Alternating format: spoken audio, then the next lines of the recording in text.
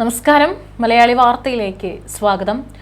കൊല്ലം സ്വദേശിനിയായിട്ടുള്ള അതുല്യ എന്ന് പറയുന്ന യുവതി ഷാർജയിൽ തൂങ്ങി മരിച്ച നിലയിൽ കണ്ടെത്തിയ സംഭവത്തിൽ ഇപ്പോൾ ഒരുപാട് ദുരൂഹതകളാണ് പുറത്തുവരുന്നത്. ഇപ്പോൾ യുവതിയുടെ ഭർത്താവ് സതീഷ് ശങ്കർ പ്രതികരിച്ചു വന്നതാണ് കാര്യങ്ങൾ ഇപ്പോൾ മറ്റൊരു തലത്തിലേക്ക് പോകുന്നതായിട്ടുള്ള സൂചനകൾ ലഭിക്കുന്നത്. കാരണം ഇപ്പോൾ സതീഷ് പറയുന്നതനുസരിച്ചിട്ട് പുതിയൊരു തിയറിയാണ് സതീഷ് ഈ ഒരു മരണത്തിൽ കൊണ്ടുവരാൻ ശ്രമിക്കുന്നത് എന്നാണ് മനസ്സിലാക്കാനായിട്ട് സാധിക്കുന്നത്. അതുല്യ ആരോ കൊന്നതാണെന്നാണ് സതീഷ് എടുത്തു പറഞ്ഞിരിക്കുന്നത്. താൻ അറിയാതെ അതുല്യ അബോർഷൻ നടത്തിയെന്നും അതിന്റെ കാരണം തനിക്ക് അറിയണമെന്നും സതീഷ് പറയുന്നു. നേരത്തെ ഒറ്റ താക്കോലുള്ള വീട് അകത്തുനിന്നും പൂട്ടിയ ശേഷമാണ് താൻ പുറത്തു പോയതെന്നും സതീഷ് പറഞ്ഞിരുന്നു. ഇതിലെ അസ്വാഭാവികതയാണ് ഇപ്പോൾ എന്താണ് സതീഷ് ഉദ്ദേശിക്കുന്നത് എന്നുള്ളതിനെ കുറിച്ചുള്ള ചോദ്യം ഉയർത്തുന്നത്. ഇതോടെ താൻ വന്നപ്പോൾ ഡോർ തുറന്നു കിടന്നുവെന്ന് സതീഷ് പറയുന്നുണ്ട്. കയറ് നോക്കിയപ്പോൾ തൂങ്ങി നിൽക്കുന്ന ഭാര്യയെ കണ്ടു. കെട്ടഴിച്ച് താഴെ ഇറക്കി, അതിനുശേഷം പ്രാഥമിക ശുശ്രൂഷ നൽകി. പോലീസ് വന്നപ്പോൾ എല്ലാം പറഞ്ഞു. ആ മുറിയിലെ മാസ്കും കത്തിയും ലാപ്ടോപ്പും ഇരുന്ന സ്ഥലവും എല്ലാം സംശയത്തിൽ കാണുകയാണ് സതീഷ്. തന്നെ ഭാര്യ ഫോണിൽ വിളിച്ചെന്നും ആത്മഹത്യ ചെയ്യുമെന്ന് ഭീഷണിപ്പെടുത്തിയെന്നും പറയുന്നു. ഇതോടെ താൻ ഓടിയെത്തി. കതക് തുറന്ന് കിടക്കുന്നതും കണ്ടുവെന്നെല്ലാം ഇപ്പോൾ സതീഷ് മാധ്യമങ്ങളോട് പറയുന്നു. അടിമുടി സംശയങ്ങൾ ഉയർത്തുന്നതാണ് ഇപ്പോൾ സതീഷ് നടത്തിയിട്ടുള്ള വെളിപ്പെടുത്തൽ. അതുല്യ കെട്ടിത്തൂങ്ങി നിന്നത് മറ്റാരും കണ്ടില്ലെന്ന് കൂടി പറയുകയാണ് സതീഷ്. ആരോ തൻ്റെ ഭാര്യയെ കൊന്നുവെന്ന തരത്തിലേക്ക് ചർച്ചകൾ എത്തിക്കാൻ ശ്രമം നടത്തുകയാണ് സതീഷ്. മാധ്യമങ്ങൾക്ക് നൽകിയിട്ടുള്ള ഇപ്പോൾ ഈ ഒരു മറുപടിയിലൊക്കെ തന്നെ അതുതന്നെയാണ് തോന്നുന്നത്. പ്രദേശത്തെ CCTV എല്ലാം പരിശോധിക്കണമെന്നും ആവശ്യപ്പെടുന്നുണ്ട്.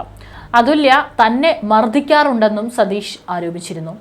സുഹൃത്തുക്കൾക്ക് അയച്ച ശബ്ദ സന്ദേശത്തിലാണ് ഇക്കാര്യം പറയുന്നത്. മരിച്ച നിലയിലാണ് അതുല്യയെ കണ്ടെത്തിയതും അന്വേഷണത്തെ ഭയക്കുന്നില്ലെന്നും സതീഷ് പറയുന്നു. ഞാൻ ജീവിച്ച ജീവിതം എനിക്ക് മാത്രമേ അറിയത്തുള്ളൂ. സകല ബന്ധുക്കളിൽ നിന്നും കൂട്ടുകാരിൽ നിന്നും എന്നെ അകറ്റി. ഏതെങ്കിലും കൂട്ടുകാരുമായി അടുത്താൽ എന്തെങ്കിലും ചെയ്ത് അവൾ അത് തടയും. ഞാൻ എന്തിനാണ് ജീവിക്കുന്നത്? ചാവാൻ തയ്യാറാണ്. ഇന്നലെ അതിൽ തൂങ്ങി അതേ ഫാനിൽ കയ്യിൽ കെട്ടി ഞാനും തൂങ്ങി. പിടച്ചപ്പോൾ കാല് കട്ടിലേൽ വന്ന് സ്റ്റാൻഡ് ചെയ്തു എന്നാണ് സതീഷ് ശബ്ദ സംഭാഷണത്തിൽ പറയുന്നത്. അതുല്യ ഗർഭം അലസിപ്പിച്ചത് തന്നെ മാനസികമായി തളർത്തി. ഏത് ആശുപത്രിയാണെന്ന് അറിയില്ല. അമ്മയാണ് എല്ലാ കാര്യങ്ങൾക്കും കൂടെ പോയത്. അബോർഷൻ എനിക്ക് സഹിക്കാൻ കഴിയാത്തതിനാൽ പൈസയൊന്നും അയച്ചു കൊടുത്തില്ല. അവളുടെ സ്വർണത്തെക്കുറിച്ചൊന്നും താൻ ചോദിക്കാറില്ല. അതുല്യയുടെ മൃതദേഹം പോസ്റ്റ്മോർട്ടം ചെയ്യണം. എന്താണ് നടന്നതെന്ന് തനിക്കും അറിയണമെന്നും സതീഷ് പറയുന്നു. ഏറെ തന്ത്രപരമായി ഈ കേസിൽ നിന്ന് രക്ഷപ്പെടാനാണ് സതീഷിന്റെ ശ്രമമെന്ന് വ്യക്തമാണ്. ശനിയാഴ്ച രാവിലെയായിരുന്നു തേവലക്കര തെക്കുംഭാഗം സ്വദേശി അതുല്യയെ ഫ്ളാറ്റിൽ മരിച്ച നിലയിൽ കണ്ടെത്തിയത്. ഷാർജ റോള പാർക്കിന് സമീപത്തെ ഫ്ളാറ്റിൽ തൂങ്ങി മരിച്ച നിലയിലാണ് മൃതദേഹം കണ്ടത്. അതുല്യ ഇന്നലെ പുതിയ ജോലിയിൽ പ്രവേശിക്കാനിരിക്കുകയായിരുന്നു.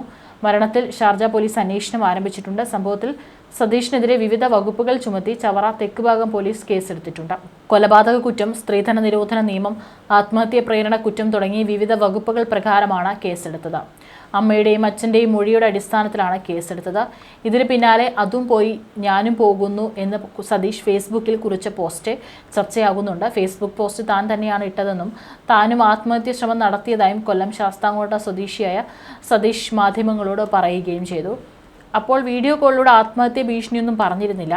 ഇപ്പോൾ അതും പറയുന്നു. ഇതെല്ലാമാണ് സതീഷിന്റെ വെളിപ്പെടുത്തലുകളെ ദുരൂഹമാക്കുന്നത്. സതീഷ് ആദ്യം നടത്തിയ വെളിപ്പെടുത്തൽ ഇങ്ങനെയാണ്. ശനിയാഴ്ച മുതൽ അതുല്യ പുതിയ ജോലിക്ക് പോകാനിരുന്നതാണ്. സംഭവം നടക്കുമ്പോൾ താൻ പുറത്തായിരുന്നു. തിരികെ വന്നപ്പോഴാണ് അതുല്യയെ തൂങ്ങി മരിച്ച നിലയിൽ കണ്ടെത്തിയതെന്നാണ് സതീഷ് പറഞ്ഞത്. താൻ വെള്ളിയാഴ്ച ഡ്യൂട്ടി കഴിഞ്ഞ് വന്നതാണ്.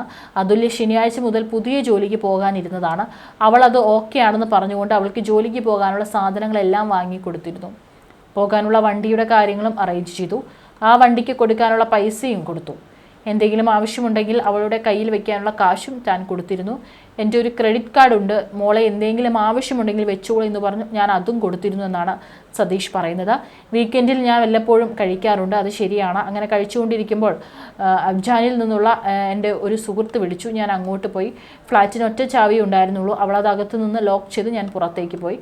12:30 1 മണിയൊക്കെ ആയി കാണും. ആ സമയത്ത് ഞാൻ പോയിട്ട് തിരികെ വരുമ്പോൾ കാണുന്ന കാഴ്ച അവൾ ഹാങ് ചെയ്തിട്ട് സിമ്പിളായിട്ട് കാലൊക്കെ ഇങ്ങനെ മടക്കി നിൽക്കുന്നതാണ്. അവൾക്ക് ചവിട്ടാവുന്ന ഹൈറ്റിലാണ് അവൾ ഹാങ് ചെയ്തിരിക്കുന്നത്. അപ്പോൾ വെപ്രാളത്തിൽ ഞാൻ ശ്രദ്ധിച്ചില്ല. പിന്നീട് ഞാൻ കാണുന്ന കാഴ്ച 3 പേരെ പിടിച്ചാൽ അനങ്ങാത്ത എൻ്റെ കട്ടിൽ പൊസിഷൻ മാറി കിടക്കുന്നുണ്ടായിരുന്നു. ഫേസ്ബുക്കിൽ പോസ്റ്റ് ഇട്ടത് ഞാൻ തന്നെയാണ്. ഞാനും ഇവിടെ ഹാങ് ചെയ്യാൻ ശ്രമിച്ചു.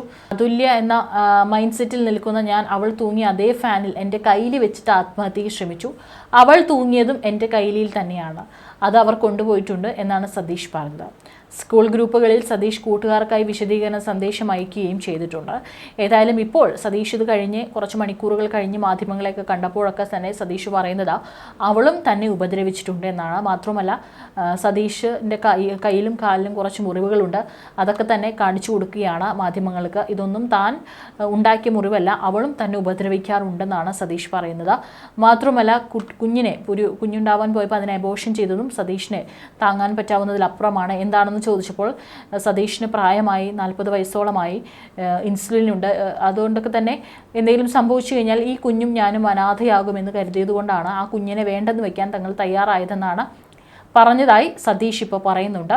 ഏതായാലും ഇത് കഴിഞ്ഞ് മണിക്കൂറുകൾ കഴിയുമ്പോൾ തന്നെ സതീഷ് മാധ്യമങ്ങൾക്ക് മുമ്പിൽ വന്നു നിന്ന് ഈ ഒരു നാടകം കളിക്കുന്നതിന് പിന്നിൽ എന്താണ് എന്നുള്ള ചോദ്യം ഉയരുന്നുണ്ട്. ഒരുപക്ഷെ കേസിൽ നിന്നൊക്കെ ഒളിച്ചോടാതിരിക്കാൻ അല്ലെങ്കിൽ താനൊരു തെറ്റും ചെയ്തിട്ടില്ല എന്ന് മറ്റുള്ളവരെ ബോധ്യപ്പെടുത്താനുള്ള ഒരു നീക്കമായിരിക്കാം, അല്ലെങ്കിൽ ഇതൊക്കെ തന്നെ ഒരു സതീഷ് നടത്തുന്ന ഒരു നാടകമായിരിക്കാം എന്നാണ് മനസ്സിലാക്കാനായിട്ട് സാധിക്കുന്നത്. ഏതായാലും പോസ്റ്റ്മോർട്ടം നടപടികളൊക്കെ തന്നെ അവിടെ പുരോഗമിക്കുകയാണ്. വീട്ടുകാർക്ക് അയച്ച വീഡിയോയിൽ അതുല്യയുടെ ദേഹത്ത് പല മുറിവുകളും ഉണ്ടായതായിട്ട് വീട്ടുകാർ പറഞ്ഞിട്ടുണ്ട്. ഇനിയിപ്പോൾ പോസ്റ്റ്മോർട്ടം നടപടികൾ നടക്കുമ്പോഴും അതുല്യയുടെ ശരീരത്തിൽ ഇത്തരത്തിൽ എന്തെങ്കിലും മുറിവുകളോ അല്ലെങ്കിൽ മർദ്ദിച്ചതിൻ്റെ പാടുകളോ എന്തെങ്കിലും ഉണ്ടോ എന്നുള്ളതൊക്കെ തന്നെ ഏറെ നിർണായകമാകും. ഏതായാലും സതീഷ് അവളെ മർദ്ദിച്ചിരുന്നു എന്നുള്ള കാര്യം കൃത്യമായി തന്നെ അവർ മാധ്യമങ്ങളോട് കണ്ടപ്പോൾ പറഞ്ഞിട്ടുണ്ട്. ഇനി എന്താണ് യഥാർത്ഥത്തിൽ സംഭവിച്ചത് എന്നുള്ളതിനെക്കുറിച്ച് അറിയണമെങ്കിൽ പോസ്റ്റ്മോർട്ടം റിപ്പോർട്ട് അടക്കം ഏറെ നിർണായകമാകും. വീട്ടുകാരടക്കം സതീഷിനെതിരെ ഇപ്പോൾ നാട്ടിൽ പരാതി നൽകിയിട്ടുണ്ട്. തനിക്ക് അവിടെ ആരും സുഹൃത്തുക്കളോ അല്ലെങ്കിൽ ബന്ധുക്കളോ ഒന്നും തന്നെ ഇല്ല, താൻ എപ്പോഴും ഒറ്റയ്ക്കാണ്, എൻ്റെ വീട്ടുകാരിൽ നിന്നൊക്കെ തന്നെ അകറ്റിയതും അതുല്യാണ് എന്നാണ് സതീഷ് മൊഴി നൽകിയിട്ടുള്ളത്. ഏതായാലും പല ചോദ്യങ്ങളാണ് ഉയർന്നു വരുന്നത്. ദുരൂഹമായിട്ട് തന്നെ നിൽക്കുകയാണ് അതുല്യയുടെ മരണവും.